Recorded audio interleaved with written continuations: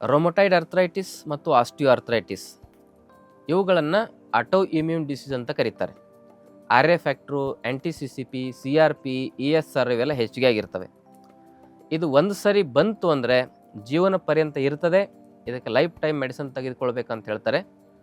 ಅದು ಶುದ್ಧ ಸುಳ್ಳು. ಆ ಸಮಸ್ಯೆಯನ್ನು ರಿವರ್ಸ್ ಮಾಡಲಿಕ್ಕೆ ಪಂಚಕರ್ಮ ಚಿಕಿತ್ಸೆ ಆಯುರ್ವೇದದಲ್ಲಿದೆ. ಆಯುರ್ವೇದ ಚಿಕಿತ್ಸೆಯನ್ನು ವರ್ಷಕ್ಕೊಂದ್ಸಲಿ ಸತತವಾಗಿ ಒಂದು 5-6 ವರ್ಷ ಸತತವಾಗಿ ತೆಗೆದುಕೊಳ್ಳೋದು, ವರ್ಷಕ್ಕೊಂದು ಸರಿ ಬರಬೇಕು.